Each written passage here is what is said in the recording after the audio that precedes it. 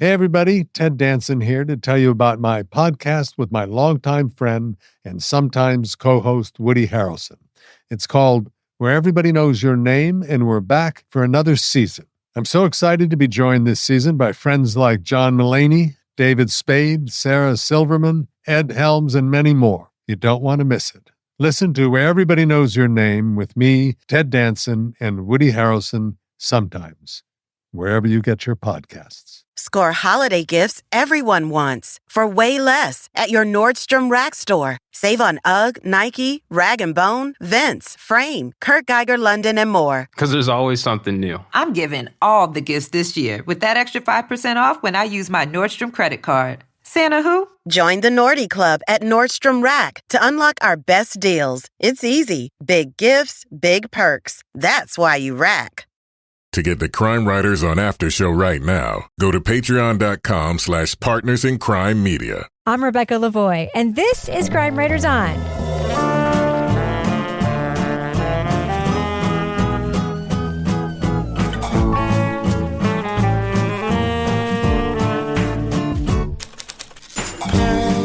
Crime Writers On is the original true crime review podcast that digs into true crime, pop culture, other podcasts.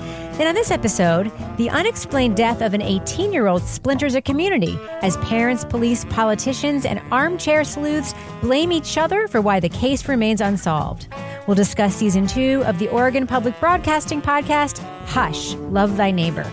Joining me to get that done and more is true crime author, TV journalist, and host of These Are Their Stories podcast, my husband and love of my life. He's still got it, Kevin Flynn. Hi, Kevin. Hello, Rebecca. Also with us, private investigator, certified pet detective, resident cat lady, and author of the Piper Green series of cozy mysteries, Laura Bricker. Hi, Laura. Hey, Rebecca. Now, Toby Ball will return next week, but filling in for Toby now is the host of the JV Club, Braving the Elements, and the E Pluribus Motto podcast. It's actress, comedian, true crime fan, and my go-to for the best novels to read, Janet Varney. Hello, Janet. Hello. And you know that more often than that, I get the recommendations from you. Let's be honest. That's true. Actually, I have a couple. I'm behind. I have to say, Jan and I have our own miniature book club, which is just texting. Read this.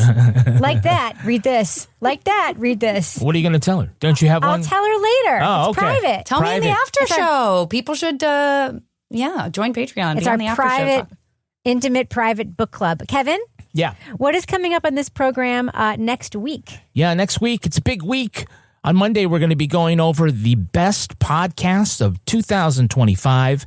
And then on Thursday, the best TV/movies/things on your screen for 2025. We're coming in a little earlier in December this year because we want to get it out. Everyone drops their top 10 lists and stuff. Yeah, beginning of December. We're on the forefront right now. Yeah, let's get in there. And we're going to do something slightly different, too, where everybody's going to have their top 10s. But I will be tallying this, so we'll have one master top 10 list from Crime Writers On. Oh, that means Toby's shit is going to be on there?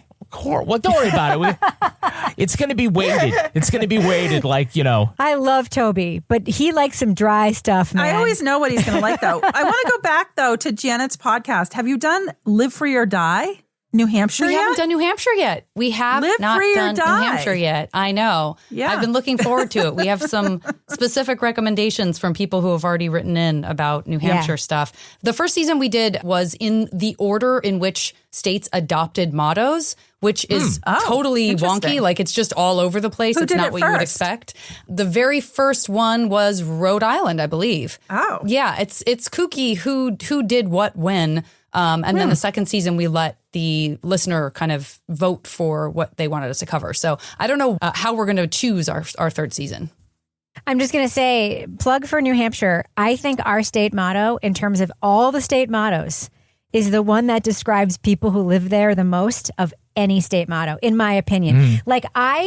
We're in a neighborhood. I've never been inside any of my neighbors' houses because they live free or die. That's right. We talk outside just like civilized people here in New Hampshire. We're a little frosty. We do our own thing. It's kind of wild. Was the motto for Rhode Island isn't the Ocean State? That's just the nickname. That's the nickname. Okay, that's different. The motto for Rhode Island is hope, which is very charming. Okay. Simple, keep it clean. I hope we become a big boy state someday. I mean, so many of them are real, conquering, Latin, this land is ours, get out of here motto. So when you have something simple like hope, you're real relieved. Oh, that's great. Because the Ocean State, there's more piss in Boston and ocean in Rhode Island. So I'm always worried, like, what is the show me state? Like, what are you showing people? Oh, you don't want to know. Haven't gotten to that either. I got to get to the bottom of it. What are they showing? Yeah. That's funny because there was a line on Drew Carey. Remember the Drew Carey show? I know, because I was watching You were watching the West Wing. I was watching the Drew Carey show, and they had a thing where they had to like do some inspection of people in the office, whatever the setup was. And it was like, hey, how come you're not, showing your necktie? He's like, I'm from New Hampshire. Live free or die. And the guy says, well, I'm just glad you're not from the show me state. It's good. It works. Motto humor. What's not to love? What's not to love? All right, Kevin, should we talk about the podcast we're supposed to be talking about on this show? Oh, you mean after we've been cracking up? Yeah. Yeah, let's... It's a laugh a minute. All right, let's change. Let's change prepare tones. for a... Tonal shift. Tonal shift for a segue. Okay. Kevin, take a deep breath. All right, leading off. I was like, okay, I'm not going to lock the front door. And, we were both mad at each other because we got in a little tiff. And she goes, I love you. And I didn't say it back. When the body of 18-year-old Sarah Zuber was found outside her home in 2019, the evidence suggested a variety of competing theories. Was it a murder, a hit and run, or Sarah's own intoxicated misadventure? Her parents believed authorities bungled the case and are hiding information. There's no one asking questions. There's no one down there with a camera. And they need to have a direct answer for anyone to move on in any kind of logical way. Community members organized on Facebook pages and in action groups, spouting their own theories and suspects. The Zuber case also spawned a political movement targeting a mayor and the sheriff. But as answers to what actually happened still elude us, questions remain whether the attention has benefited the case or benefited the people demanding results. People have pointed fingers and lobbed accusations and grabbed at power in their quest for answers. Sarah Zuber's death has been at the center of political campaigns and would eventually put a target on some of the most powerful people who live here. Season 2 of the podcast from OPB, Hush, Love Thy Neighbor, focuses on the Sarah Zuber case and why the available evidence supports the contrary conclusions of those throughout Columbia County. Host Leah Sottile and producer Ryan Haas examine how true crime culture and changes in media have altered how a case like this is consumed. They also leave listeners to wonder if the motives of Sarah's greatest champions are completely altruistic. Spoiler alert, we're going to be talking about pretty significant plot points from Hush, Love Thy Neighbor. So if you want to remain spoiler-free, go to the estimated time code in our show notes for our thumbs up or thumbs down reviews. So, Laura, we think going into this is a podcast about a crime. Mm-hmm. And we learn pretty quickly it's actually a podcast about other things, about how crimes get elevated in communities through back channels, about how social media influences how people talk about these and think about these, and big time about journalism. There is, in fact, a whole episode about a local newspaper, which I think was my favorite episode of the series. Laura, what did you think about this idea that we're using a case that can't be solved by journalists to look at journalism itself? Well, I always tell people I'm like a community journalist at heart. It's where I started. I still live in a community where I'm always trying to find ways to elevate stories in the community as journalism is further depleted. And it's sad to me that we're losing our public watchdogs in the form of people that are actually trained as journalists. And now we're going to somebody that is Doug, the TikTok influencer, who's like a celebrity.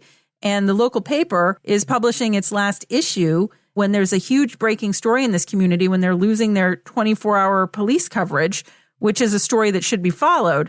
You see how are other younger generations getting the news? They are getting it from social media. So in this case, we see how somebody uses that absence of a strong local media presence and an unsolved case, and a case that's a great mystery, to really gain momentum in this local Facebook group. And I don't know about you guys, but I know, Rebecca, you also have some issues in your local Facebook group.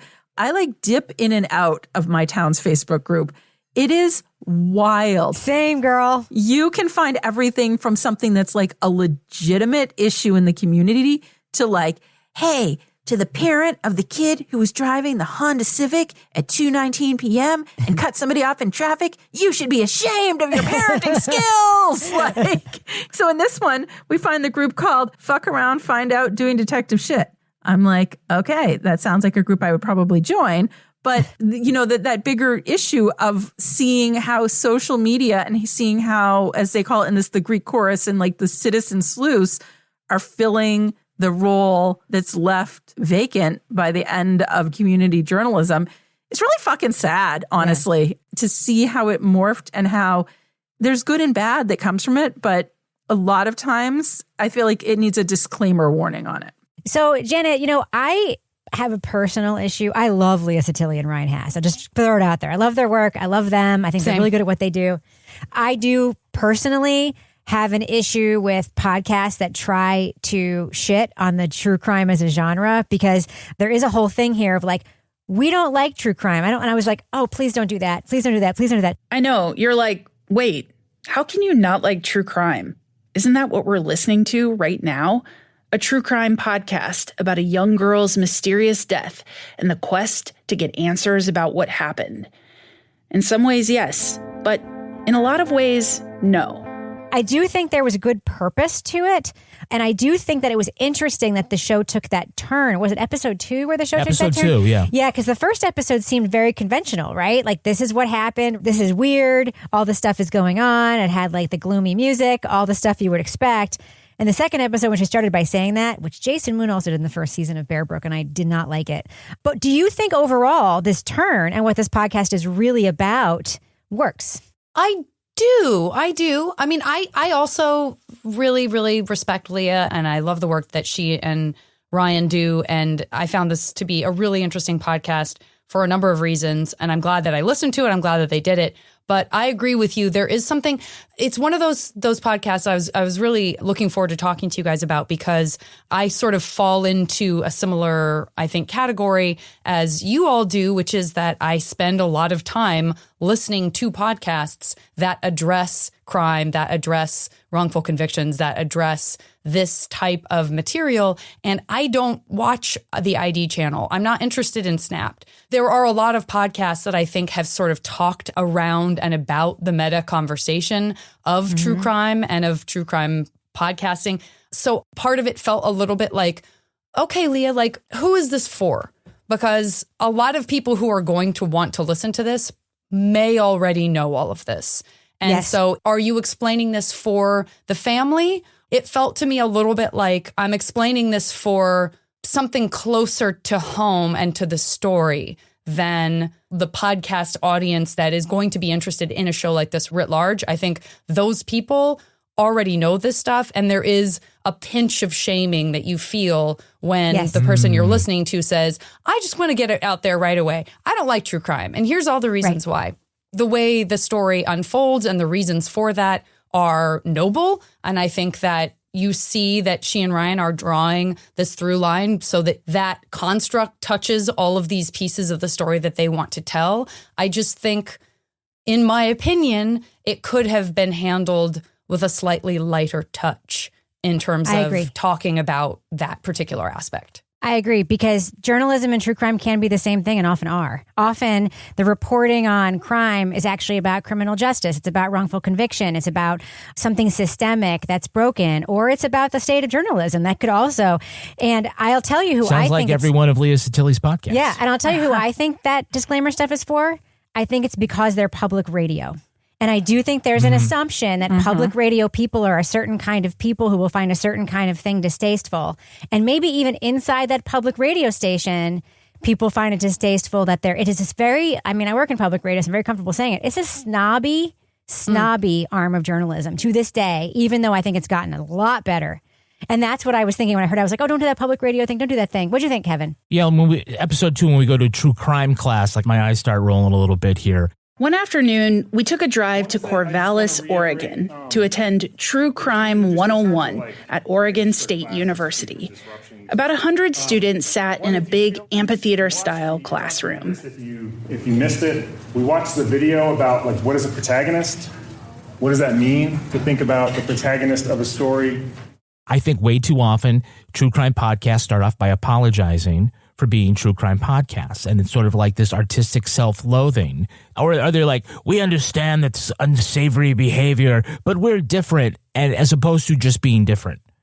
Right? Like, I'm going to virtue signal that, like, oh, well, I'm down here in the muck or whatever. And I'm glad that they didn't stay there. And I realize now why they did that. Because a lot of the other times, it's like when a writer does, like, Webster defines this as what, it's like this bad writing trope where it's Webster defines fear as blah, blah, blah. But in this case, it's because this ends up being a through line throughout, in part because there is really no answer to the crime, the mystery. And this ends up all being about, like you said, the way these things are consumed online and in real life. And used for gain. And used for gain. It was a very surprising way. I thought it was a very surprising turn. So, like, in the end, they explain, oh, well, it's difficult because in true crime, like, there aren't always endings. But in stories, there need to be endings. And so in order to really make something that is a satisfying 8-episode journey, if you're not going to solve the mystery about how this person died, you have to, like, find something else to tell us and keep us engaged. And I thought that they did in a way that I did not expect. Yeah. I'll say I want to move on from this complaint about the show because I suspect that this is like the main and only complaint that many of us will. I also have an issue with the background music. Yes, I want to talk about that. And it's original music. I thought it was initially like Christopher. It's original music. It is looped very poorly. It's very distracting. There's one bed in particular that they use again and again and again, which is like a beep bop, boop bop, boop bop, beep bop bed. It sounds like the track is skipping behind talking, and it's not good. And I will just say, I wish that I didn't have to say that, but I feel like if I don't, I'm like leaving an elephant walking around the room. Well, I'm vindicated because I was driving when I was listening to this, and I'm like driving out to the boondocks for work, and I'm like, something fucking wrong with my car. I'm like, I think a freaking belt came off my car. And I turn it down and I'm like, oh, it's gone. And then I turn it up and I'm like, is there something wrong with my car? And I swear I kept hearing like this fan sort of sound. And I thought, oh my God, something's falling off. That was another sound they used. I'm out like in middle New Hampshire for like PI work. I could be murdered. My car's going to break down. And then I'm like, no, it's just this podcast. Yeah. I'm like, I don't know what's happening here. And then I went online and somebody else had the exact same review. They also thought their car was breaking down. I didn't hate it, but okay. Okay. Well, were you driving when you listened? Because that is problematic, Kevin. No, I was not. Okay. I was deep in the headphone land, and it was what, Janet, you had the same experience?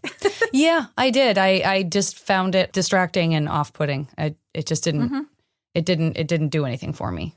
Okay, so let's move on from those. Though I would be uncomfortable if we didn't say it, because there is something to it. Granted, I'm extremely spoiled. I work in my day job with the best podcast scorer like on the planet, who actually writes the music and reports it. So like I have a unfair standard to compare this to. That being said, music should not take away from the talking that's happening over it. So, Janet, I want to ask you about the reporting itself, because as much as there might be a little bit of shaming and a lot of like, those little moments of this is what real journalism is supposed to be, we do see and listen to, like they show, don't tell us a tremendous amount of actual journalism work. We're with them when they do it.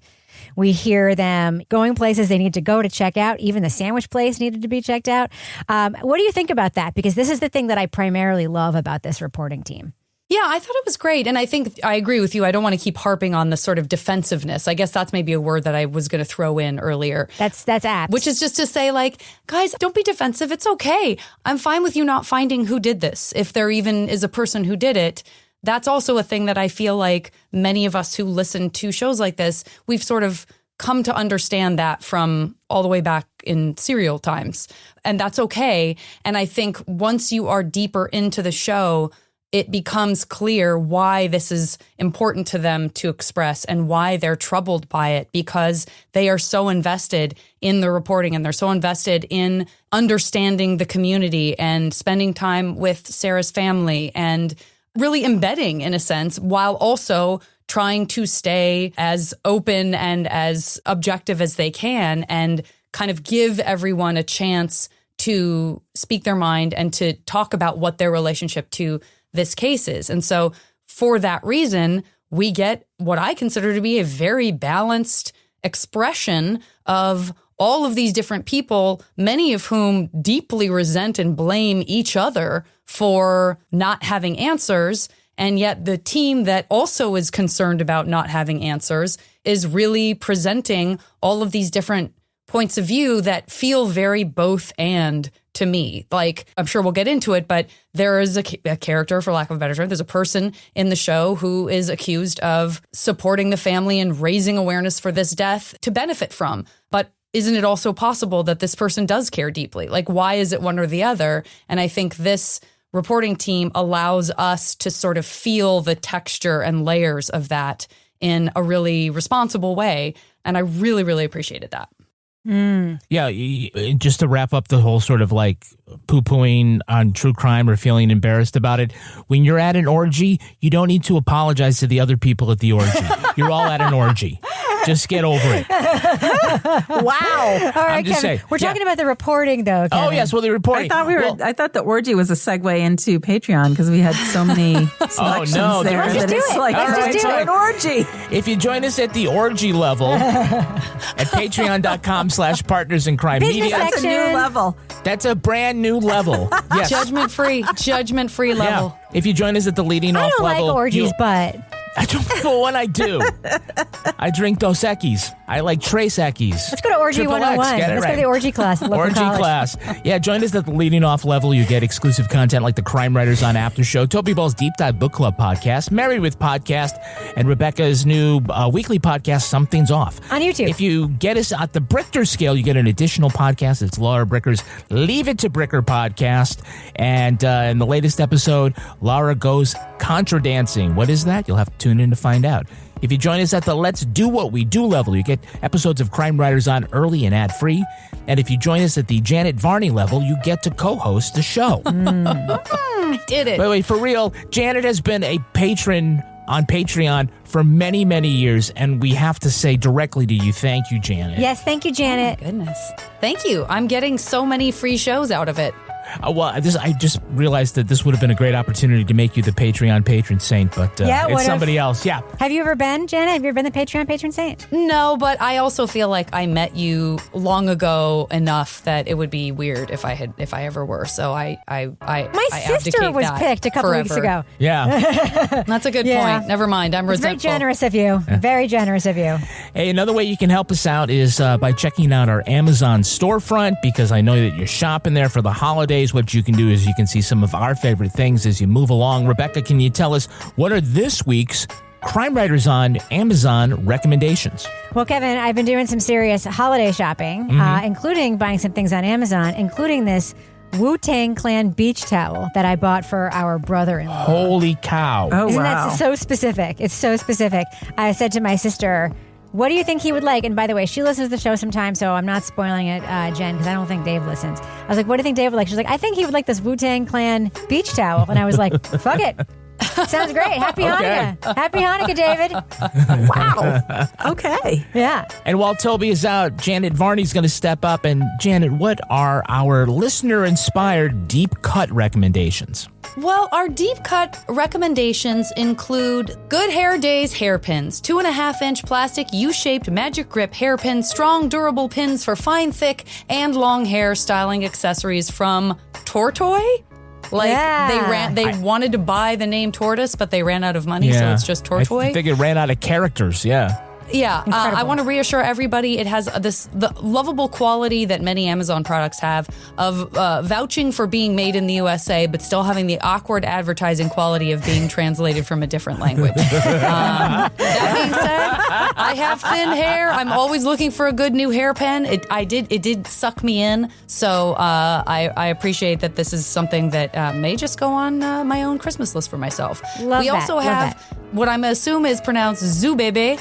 6 sets Christmas paint-your-own mugs, craft, Christmas ceramic to paint Santa, elk, snowman, penguin, gingerbread man, polar bear, DIY, mugs for adults. Don't get too excited about all of the things I just described that aren't snowmen, because from what I can tell, this product is actually for paint them yourself snowman mugs, the 2 different styles. And I do like stuff like this because I feel like there's something about kind of like using a coloring book. Like if you're going to start something from scratch, maybe you never even started at all, or you bully yourself for not being unique enough. But when you have like a coloring book or something like this where you have this sort of framework for it, then you can make it a little more special if you want to. You want to make it a zombie snowman? Great. You want to make it a horribly beat up snowman? It reminded me of one time when I was at a Christmas cookie party and someone gave me a broken cookie and all I could see was like Hitler raising his arm in a Nazi salute because it was only one arm. And so I made that cookie and then we all stepped on it. That's what I'm talking. Look, so it gives you a blank slate, but not too blank. You can make it what you want. That's right. So I'm also very excited about this. Zuzu Bebe 6-set Christmas paint your own, etc.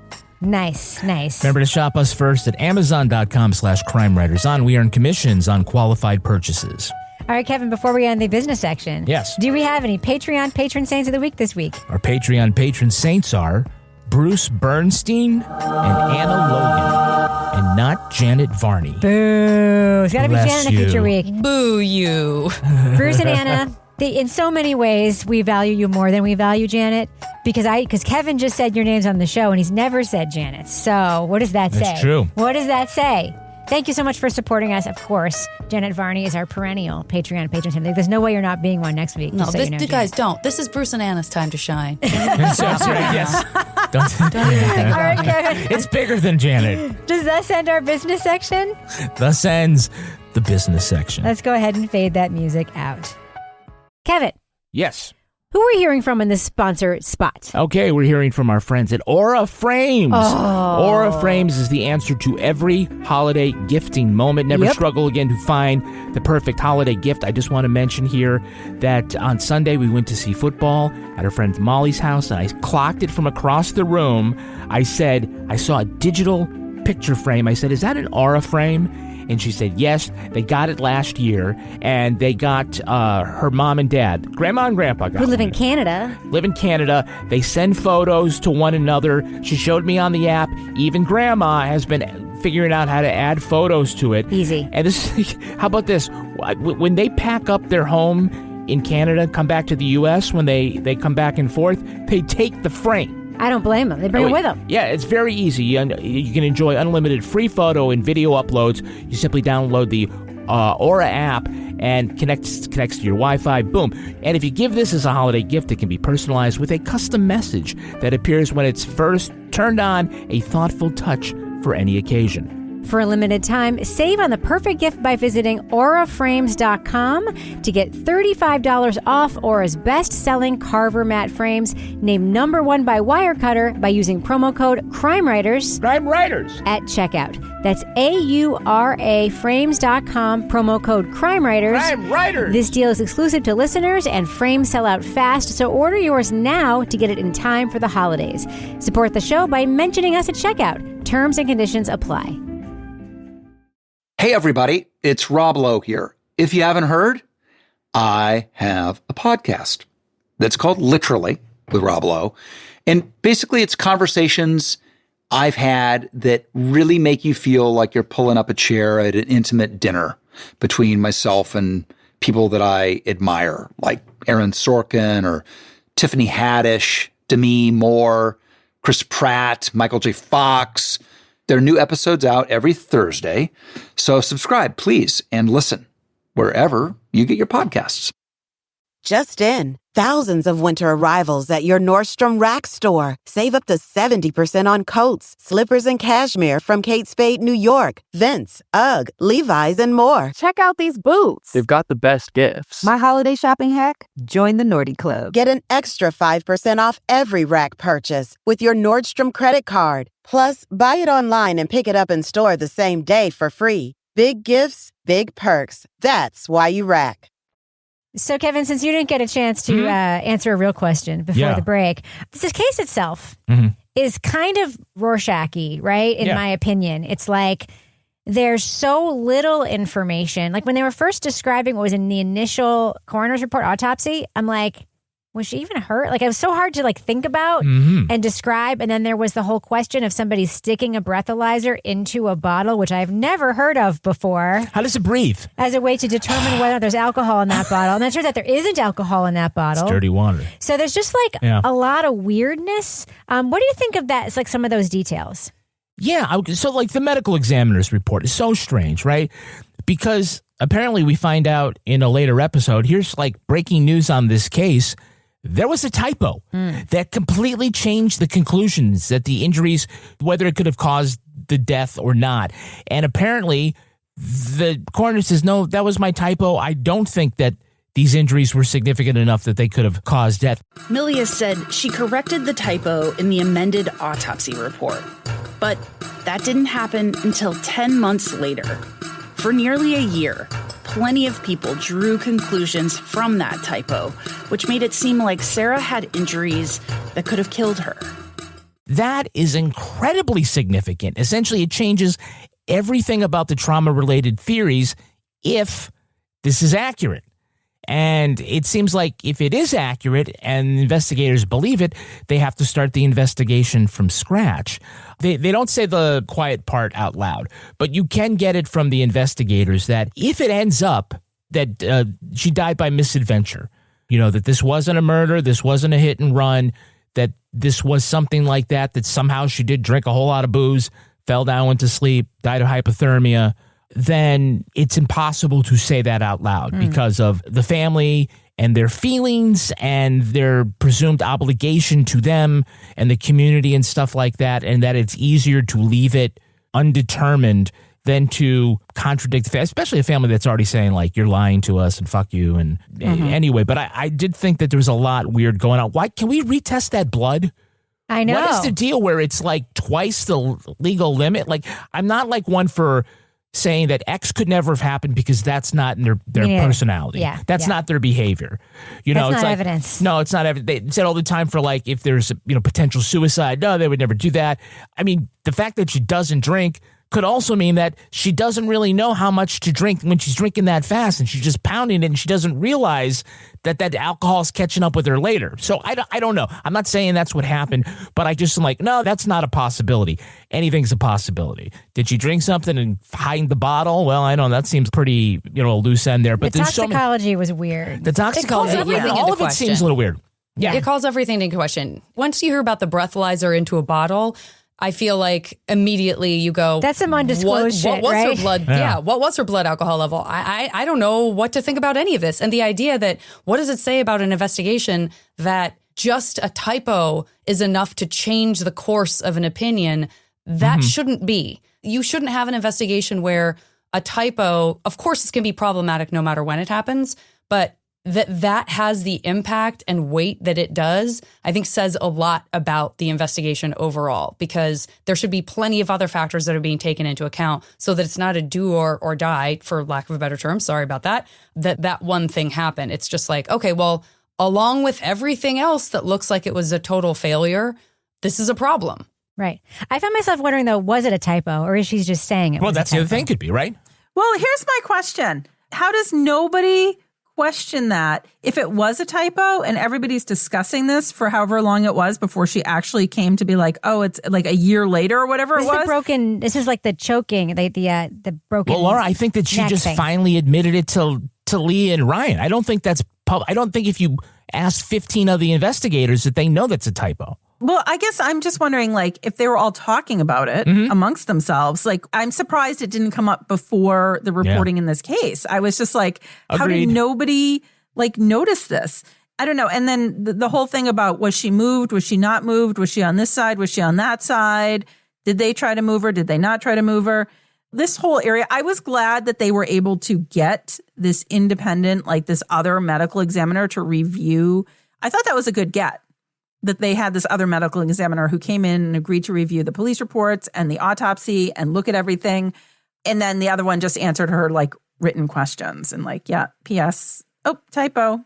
because I used Copilot on Microsoft and didn't proofread it myself. Yeah, no, there's something weird about that. Because the other thing that's weird about that is she had other answers in her report that weren't, or her responses to Leah and Ryan that weren't true. Yes. Like she had, because she said that she had told the parents X or Y and hadn't. And there's just a few like weird, and I think that Rebecca, who's the mother, was very gracious in talking about that. She's like, maybe she just, so much time has passed that she's just remembering it differently or whatever. I'm like, that's very gracious when you're talking about your own dead kid. I personally found it very strange that she was found right by her house.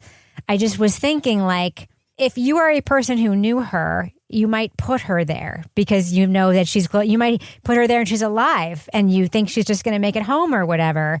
So that I just kept thinking that, and that was, it's unknowable. That's the whole thing about this whole case. Kevin, I do want to talk about the parents, the Zubers. Yeah. Because I think the podcast, it does ask one question at the end that I love when she asks the professor guy about like closure. Does this actually help? And they don't quite get to whether it does. I think there's this myth that if you do X, you'll feel Y. But these parents it's been 6 years, right? This father in particular, he's hard to record because he's still so in the moment upset, right? And for other reasons too. Yeah, well, okay, a couple things about Randy. One is he will all of a sudden sort of break down in tears. And that kind of breaks my heart when I heard that. But he does also have to, like, shut the fuck up when his wife is talking. I'll say that man to man. Yeah. You have to just be a little more patient, let your wife have her moment, and stop interrupting her. It was just, that was very distracting. Maybe it's a horrible thing to say about a grieving father. I'm sorry, I don't know. But that sort of overwhelmed me. Even at the end, sort of, I realized like in the last episode when they're kind of coming back around and they've got Rebecca mic'd up and you can still hear him talking in the background. I was like, I figured they must have gone after a year. It's like, we cannot bring 2 microphones any longer. We have to do this one at a time. Mm-hmm. But, these parents, I would imagine it's one thing if you lost your child and you knew he or she was shot and is a victim of a murder. When you don't even know really the circumstances behind the death, is this accidental? Is this homicide? Is this vehicular? It makes it very hard to kind of come to terms with anything. And especially, and the investigators are the same. It's very hard to get answers in something like this. And it's very likely that we won't ever have the answers. And that makes it extremely hard to move on. So you get their anger, you get their frustration, and you definitely can see how they would hang on to the words and promises of anybody else that came along and said, we're going to get you answers. Right. This happens a lot, and especially these days in the era of true crime media, where there's a person who's sort of placed themselves close, in a position where they can be close to a victim's family, and then they become the champion. And a lot of those people, I'm not a follower of a lot of these like LawTuber people, and this is not an apology. I'm just not. But I do kind of see them sitting at the trial with the families, for instance. And I'm like, it's a very interesting, because they're also making content simultaneously. Mm-hmm. It's really hard, I think. And I think it's not great. That's what this Jennifer Massey person does when she takes this on. And her husband's a cop. So she's complicated for like a few different reasons. And then we learn more about it. I love this, by the way. I love the place setting of the houseboat with the 1 of 8 gun safes with 20 million guns in it. This is the gun safe that knocked the dog out. And here's a kegerator. Incredible. That's not judgy. It's just like a great scene setting moment where they sort of get the scene. What did you think about Jennifer Massey and her role in this story, Janet? Yeah, she's an interesting character. She's an interesting person to go to meet, to understand in one context, and then to sort of hear about through other people in the story, and then to circle back around to again with that information and have some of that information be presented to her to see how she responds. It's tricky. I think she is, to your point, kind of course, this is a unique situation. Every situation like that, I don't want to just go over it by just saying like, oh, she's this person in their lives. But she does kind of represent that like weird in between of, this is not journalism, it's not politics, it's advocacy, but in a small community, that advocacy touches all of those other things and in some cases takes the place of those other things for direct or indirect reasons. And it's a big responsibility, and I understand why people are concerned about her motivations. I don't know. I mean, I think the way that she comes off in interviews and the way that she's reported, what I was saying earlier about her, which is it feels very both and to me. I think she believes everything she says. I didn't get a sense of her being slick or pretending to care about something to gain something. They started telling us about all of, I'm going to say, the shenanigans, the fact that, you know, they didn't understand how they had different death certificates, and they're just, these puzzle pieces weren't making sense. And the fact they just want to go to bed at night and understand what happened to their daughter. I feel like she cares. And it's also possible that she used that in a sort of intentional way to also raise her own profile or feel like, okay, now I can make a difference. This is just one of several things that I think has gone wrong here, and maybe I could get in there. And then, of course, we have this whole interesting development where she then becomes elected, and Leah and Ryan point out, like, oh, guess what? This is what it feels like now to be in the hot seat, where now you see all of the complexities. You see that you're at the center of this web, and that if you pull this side, it moves over there. And if you tug at this side, it might break over that way. And so when someone says, hey, fix this, suddenly you're going, well, now hold on, everyone. I understand that you want to fix it, but it's complicated, you know? So I think that was a really, really interesting development to see play out. And we got to see that. Yeah, absolutely. Yeah. What a gift that she was elected while they were reporting this podcast, right? Mm-hmm. Laura, what did you think about Jennifer Massey? Of course, we also heard in this report that other cops said she was using this case to, you know, make political inroads, first for her husband, who ran for sheriff and lost, and then for her own election for mayor.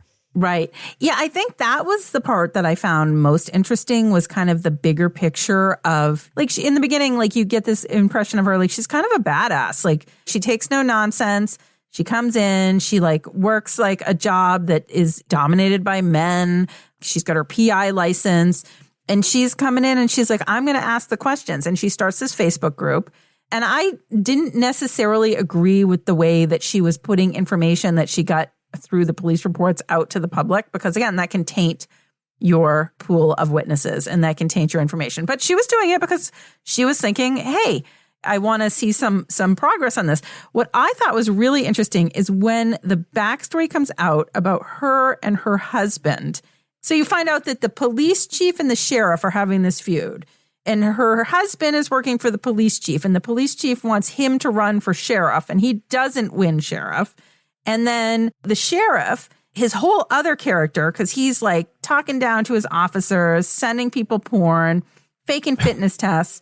There's a lot of shit going on with the law enforcement in this community. So you're kind of like, no wonder nothing is getting solved here. They don't write reports, Laura, either. Just FYI. Yeah. And you know, and then the newspaper runs reports where everything's redacted, but you can pretty much figure out who they are, because they're like, and this guy who's a police officer runs a car care center. His wife is very vocal on social media. Small towns. Interesting. And it's a handlebar mustache. Yeah, interesting.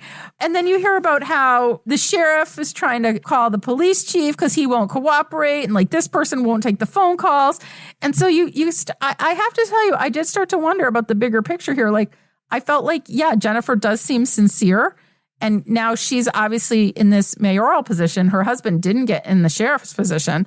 But when you look at the big picture, you're like, is this just small town politics? And she found a great angle to weasel her way in through public sentiment of this case that everybody is worried about. Perhaps, yes. I don't know. Discuss. Am I the only one who had that question? Well, I like how the story changed the perception, or our perception, of Jennifer Massey without being heavy-handed about it, because it does shift from, we hear from her for the first time, she's introduced as sort of like this big-hearted activist, you know, and along the way, when people talk about them, you know, it's the people that are defensive about, you know, like, oh, this is politics. No, they're just trying to do this, you know, get to us or whatever. So you as a listener, because you've heard this before in true crime, is you're blowing that off. You're not taking that very seriously. It sounds like a cheap accusation because, hey, Jennifer's working really hard for Sarah. And by the time you get to the end, it starts to make sense that whether you believe it or not, it's not a cheap accusation, because there's something there to that. And they're also right that she ran for mayor of St. Helens, and this incident happened in Rainier, and she's built her political career on a crime that happened in another town. Nothing It just to seems do with her. I mean, same county, right? But it just seemed really weird. She does come across in the end as maybe likable, maybe good-hearted, but certainly opportunistic. You know who my favorite character is? Whose procession? The old mayor who goes on the Odd Friday radio show. Fake book. And lets it rip. You know, the bottom line is this, is she tells people that what I've watched online is to not believe their eyes, what they read. Yes. That's not true. Yeah. I had no part in this. I knew nothing about this. Right. Which is a complete lie. That's ludicrous. Yeah. He was wild in that city councilman. He was just like, you shut up, you shut up, you shut up. I'm trying to get shit done here. and then, by the way, that Odd Friday, is it called Odd Friday? It's called Odd Friday. I would listen to the hell out of that show every week. That show, it's like the weirdest, it's like a podcast. You know what it is? It's like a podcast that someone makes with their friend who thinks it's going to be interesting just because they're talking to their friend. But hearing their debate about, well, I'm voting for this person. Well, you're an idiot. I'm like, oh my God. I would so listen to this on my FM radio. Have you seen the sidewalks on Chestnut Street? Fuck those people. I would have so many driveway moments with that show. I'm telling you, I love those kinds of shows. I love the swap radio shows. Calling it on Saturday. Oh, I love them. And that mayor, man. And I will say, my favorite thing about this podcast, which I did like very much, by the way, spoiling my review, is the character development of all these people that you meet quickly and you think they have a role in the story. Like Massey is going to be the gadfly who's like the ointment, the fly in the ointment to the cops, but she's also kind of a pain on the ass because she runs a Facebook group. And that turns into this potential corruption story. It's so interesting. And this cranky mayor, you're like, he's burnt out. He's just mean, whatever. And then you hear him, they interview him again and he's just like, no, it was just messed up. And you're like, oh, yeah, I'd probably be frustrated too if I had. There's so much great character arc and development because so many things happened while they were reporting the story. And then the kindly sheriff guy who's talking about, or is the police guy, the sheriff guy talking about the reports and what he didn't write. Yeah. And he seems really, really kindly. And then as the interview progresses, he seems more and more inept. Oh, yeah. It's really, and I just say they let the mic roll and they don't cut the moments we need. Jen, how'd you like it when the law enforcement officers started putting down anime? Yes, and poetry. It was so weird. It was so poetry. That was a real kind of, and obviously she sets it up by saying this gets weird. So that is a situation where it's not open to interpretation in the sense that our narrator says, "Get this, guys, this is wild." But it really anime feels paid for all this around me right now. Did you feel what decade is this? What? Where are we? The fact that we're having this conversation and it's 2025. It's oh, okay, well, this might as well have been the 70s. I don't know. It just felt so out of touch. And that's concerning because I think being out of touch is definitely something that we are struggling with as a country. And you can interpret that however you would like. But I think there are people who think things should be one way or maybe are one way. And then other people who are they're absolutely not that and they never were. However you want to kind of look at that, that's a situation where you feel like if someone said something like that to me and I were a parent or someone who was very sure that those things had little to no bearing on what happened to my daughter, I would have to kind of back up and take a deep breath and be like, should I start from a more simple point? The fact that we're talking about this makes me concerned about every other conversation I've ever had with this man, about his perspective on every part of this scenario. Yes. It just what have we been talking about? What have we been talking about? You're telling me that it's poetry? I need to be concerned about poetry? And Cora, apparently, very Cora concerned. Anime. Don't get up on my anime. Don't get up on my anime. Yeah. And look, it's also a story that while we are constantly being very responsibly reminded is not fiction and is fact and that the search for fact is what has gone horribly wrong in this case. You still have this sort of, I don't want to say cliche, but is a traditional story of, look, it's Twin Peaks on some level, right? Mm-hmm. I don't want to diminish this at all, and I really don't want to depersonalize it, but it's a little bit, everyone says she was this, but maybe she was really this, and maybe she was both. And maybe does that matter? And does that matter? And so I think when you have moments like that, you sort of have to reset and go, Very revealing and frustrating, and again, kind of symptomatic of like what's wrong with the situation. I've got something really quick for you, Laura, before I review. First of all, I just want to mention very quickly that ex-boyfriend, her boyfriend from high school and his parents, they are the goats of this podcast, in my opinion. Like, incredible. The scapegoats are the greatest of all time. No, they're the greatest. Incredible interviews. Incredible they let them inside. I just love that section of the podcast.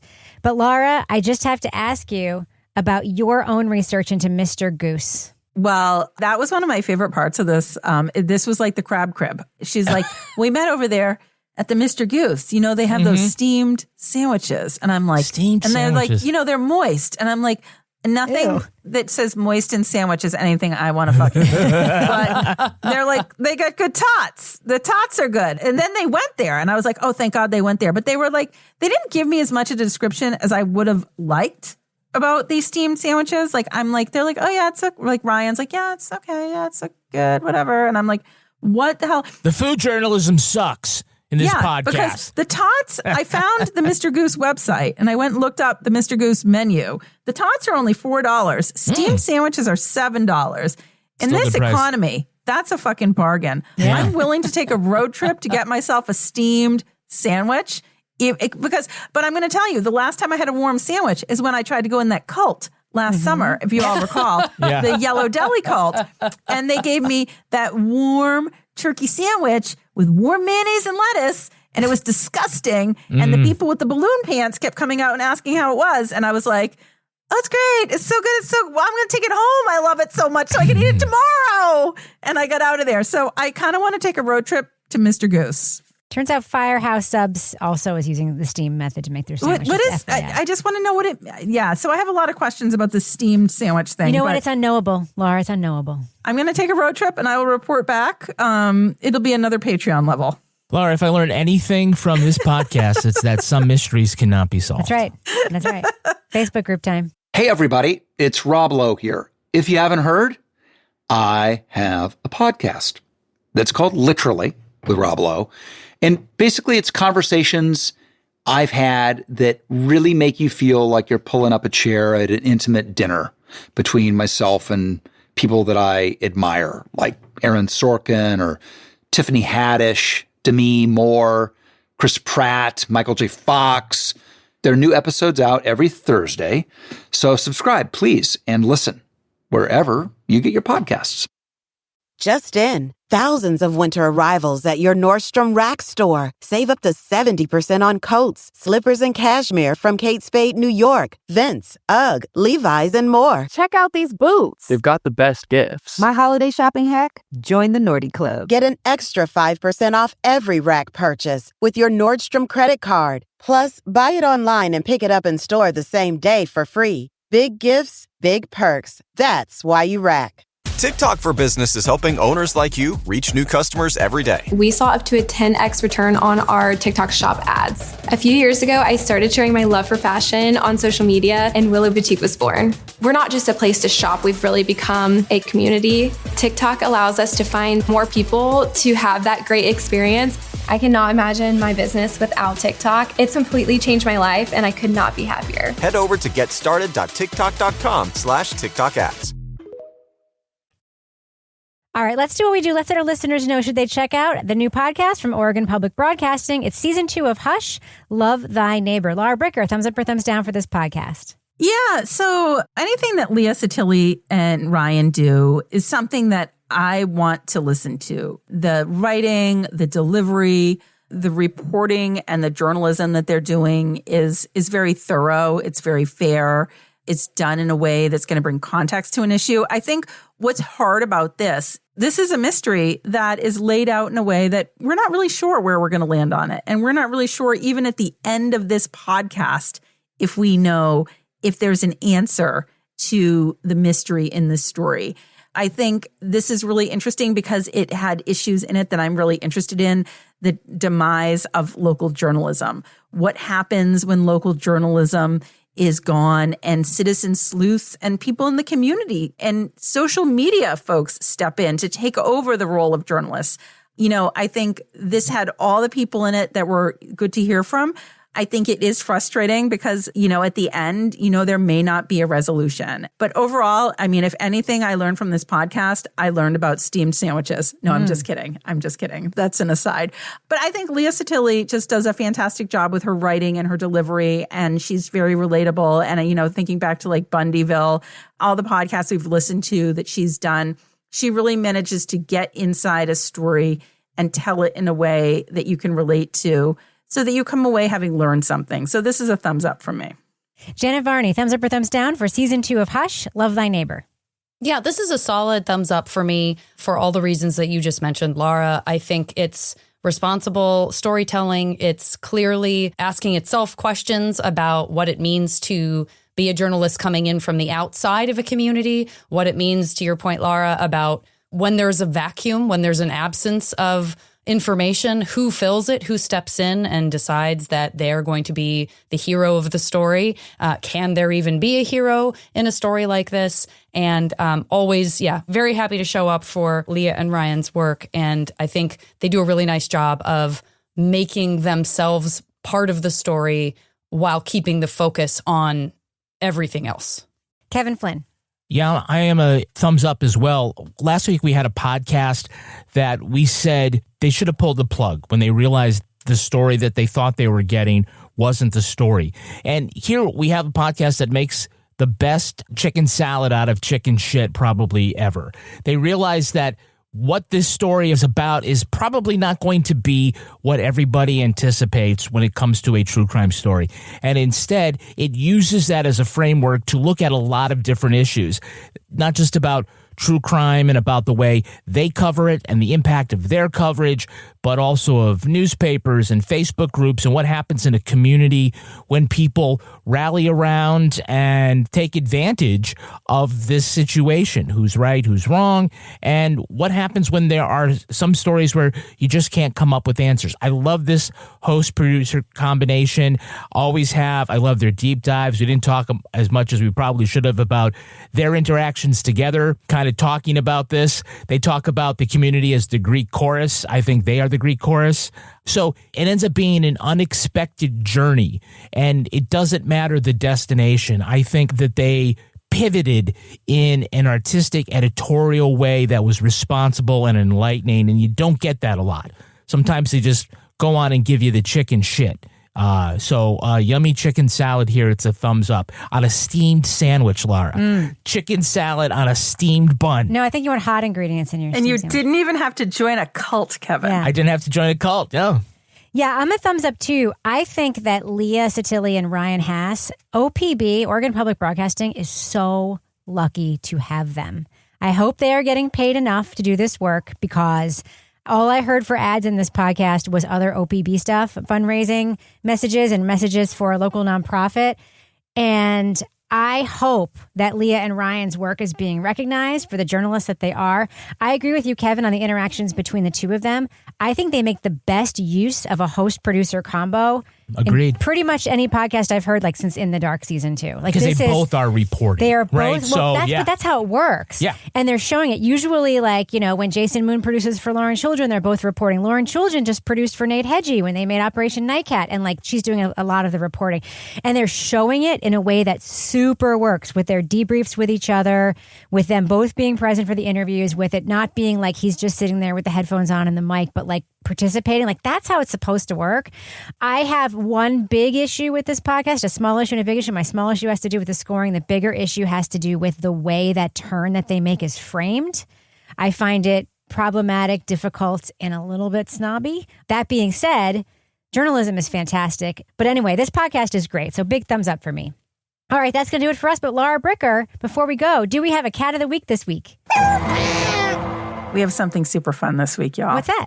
This comes to us from Jenna Robertson, who is a member of the Brichter Scale level and submitted this in the Brichter Scale special Facebook group. And this is what Jenna has to say. My 12-year-old would like to nominate Isis the Itchy for Cat of the Week. What's that? She is a winter dwarf hamster, and my 12-year-old Cashel loves this stupid thing so much, we took her to the vet and paid over $250 because she was itchy. Oh. After a thorough examination, several tests for mites and ringworm, a fungus test, many tears from a worried kid, and lots of love from staff, she was deemed perfectly healthy and just inexplicably itchy. Oh. She's got a just-in-case dose of meds, and we were out the door. Tearless, miteless, $250 less. Isis is living her best life. Get in the car, loser. We're spending $250 on my itch. That's right. On my itchy hamster. By the way, I think, and they probably looked at this, it's whatever bedding they're using for that hamster, the hamster's probably allergic to it. We saw this all the time. I used to work at a pet store in high school, and we saw this all the time. Wood shavings, some hamsters were allergic to them. Maybe use something else. Anyway, you probably try that. Yep. All right, Laura Bricker, if folks want to reach out to you in a place other than the Facebook groups that we run to submit their animal of any kind to be Cat of the Week, how can they find you online? You can find me at Laura Bricker on Blue Sky and Instagram, and you can email us at our Crime Writers On email address as well. Well, Janet Varney, you are an all-time great substitute host. We were so lucky to have you for these shows. How can folks find you online if they want to learn more about what you do? Thanks so much for having me. You can follow me on Instagram at the JV Club. That's pretty much the only place I keep up. And you can listen to any number of my other podcasts that were name dropped at the beginning of this episode. What about you, Kevin? Where can you be found? I'm at Kevin P. Flynn. You can follow me everywhere at Reb Lavoie, but mostly I encourage you to join our incredible Facebook group. Just go find Crime Writers On Facebook. There's a link there to join the group. We'll let you in if you seem nice. Get episodes early and ad-free and everything else we make at patreon.com/partnersincrimemedia. Our theme song was composed and performed by Ty Gibbons, and our editor is the truly wonderful Livy Burdett. The EP of this show is Kevin. This show was recorded in the Caitlin Rogers Project Studio, also known as Studio C, the closet in our New Hampshire basement, where we also run a Facebook group about murder and cats. On behalf of all the crime writers, thanks so much for listening. We will catch you later. Or benefited the people demanding results. Oh, that was well written, Kevin. Thank you. Yeah. That was, like that was a very good summation. Thank you. Was that like in the podcast? No, I made that That up. was Thanks. good. I rarely get I know you appreciate it, but I don't usually get a And in the affirmative moment, compliment. Yeah. Usually he's just shitting on me for how I'm reading. Yeah. You still got it, Kevin. Yeah. You still got it. Actually, I had an AI teddy bear write it. Uh-oh. Clip 3. What's the Patreon version of the Virgin Mary? I don't know. Where you're like, beautiful. Yeah. We should have a Janet Varney candle. Like, we could have a Janet Varney Saint candle. Yeah. Level of ooh, that's Patreon. true. We could light it when she's not here. A lot of people out there will be very amused by the idea of me as a saint.